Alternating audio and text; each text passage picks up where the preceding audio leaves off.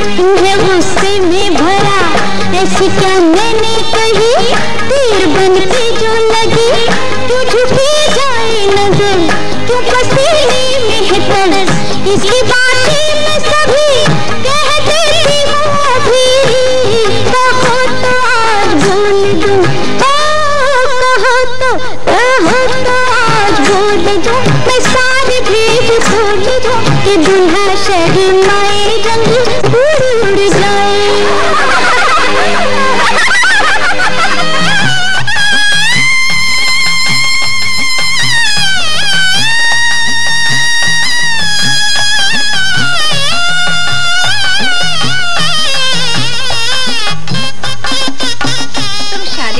यहाँ दफ्तर में काम करती थी ना?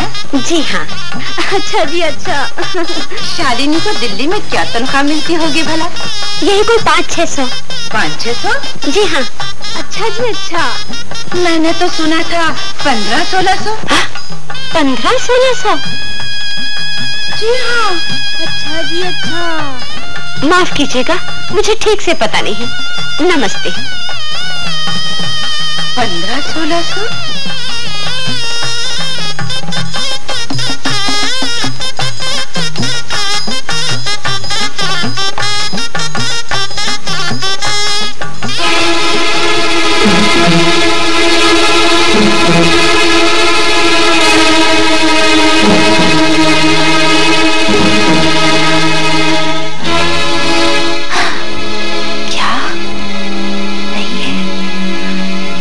मैं देखती हूँ माँ, किसी से कहना नहीं।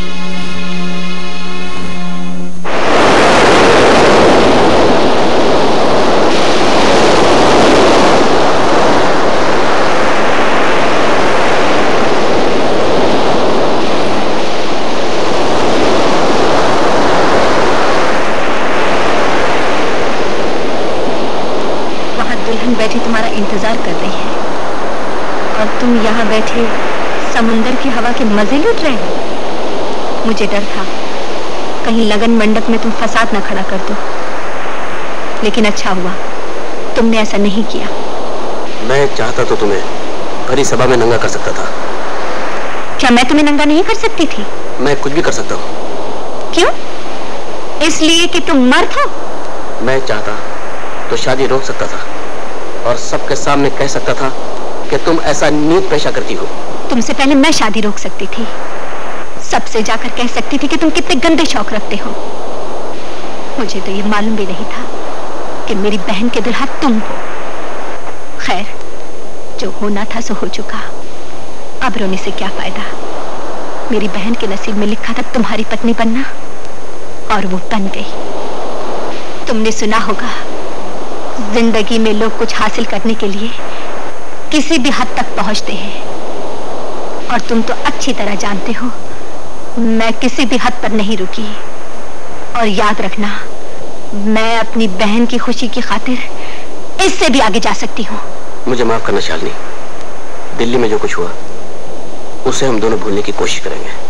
मैं देवी से प्यार करता हूँ, मुझ पर विश्वास रखो। मैं देवी को कभी कोई दुख नहीं पहुंचाऊंगा। प्रॉमिस? हाँ, प्रॉमिस।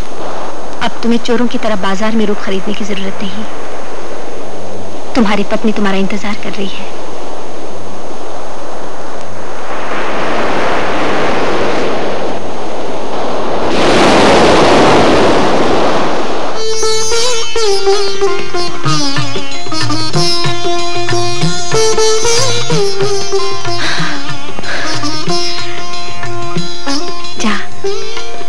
जाकर अपने दूल्हे के दिल को जीत ले।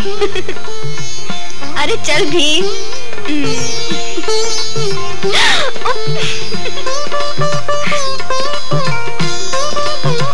हो ना?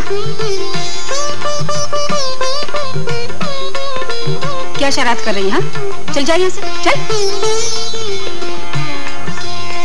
शालिनी, तुमने अपनी बहन को समझा दिया है। सावित्री, क्या बात है?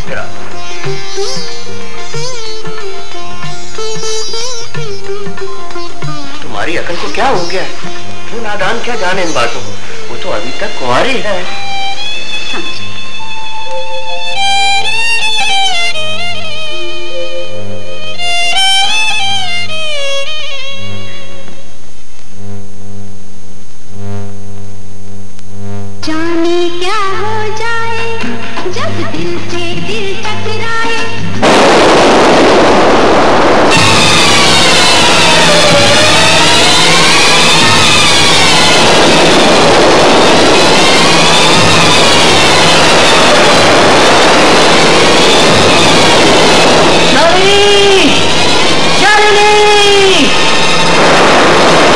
दीदी मैं तुम्हें ही ढूंढ रहा था।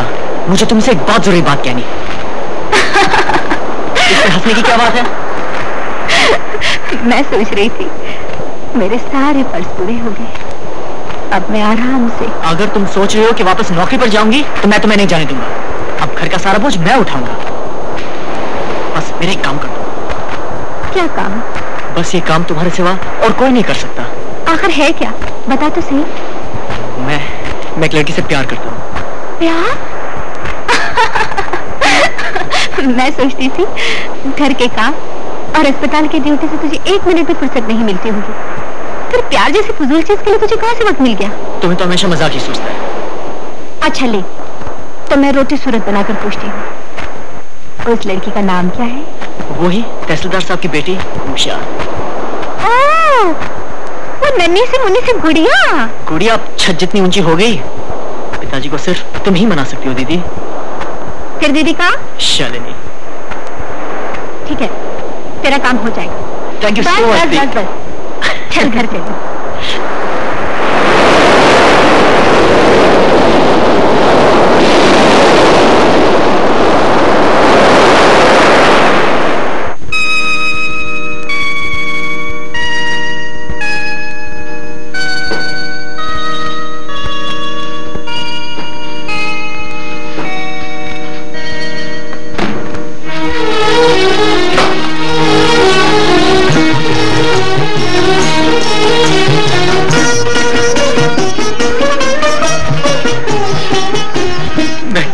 खुश हूँ बेटा तुम्हारे।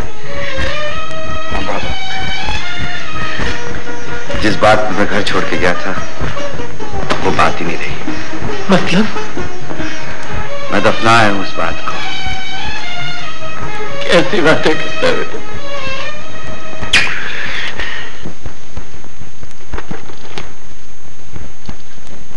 पंडित जी कुछ भी कहिए, हमारी उषा है बड़ी भाग्यशाली, उसे डॉक्टर पति मिला है। क्यों जी?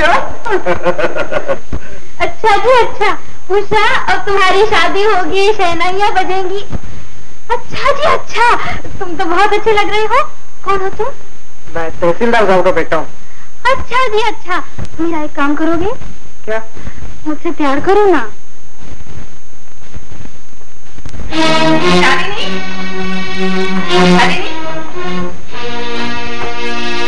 सगाई भी हो गई, शगुन भी ले आए तहसील साहब के घर से, मगर याद रख ये शादी नहीं होगी। नहीं होगी? क्यों नहीं होगी? अगर होगी तो एक शर्त पर। कौन सी शर्त? मीनू की शादी के लिए तुझे 15,000 रुपए देने पड़ेंगे। 15,000? वो भी तो तेरी बहन है। वो तो है, लेकिन 15,000 रुपए में लाऊंगी कहाँ से? दिल्ली में क्या मेरी टकसाल चलती है? टकसाल तो चलती है, मुझे सब मालूम हो गया है। नौकरी तेरी 200-400 की और आमदनी 2-2,500। बाकी पैसा कहाँ से आता है? बुआ जी, ये आंखें मत दिखा मुझे सब मालूम है। मर्दों के घूरने का कोई असर नहीं होता मुझ पर। क्यों असर नहीं होता तुझ पर? बतलाना, मुझे मालूम है इसका कोई जवाब नहीं है तेरे पास। मैं अभी तहसील साहब के घर जाकर अभी तेरा कच्चा चिट्ठा खोल सकती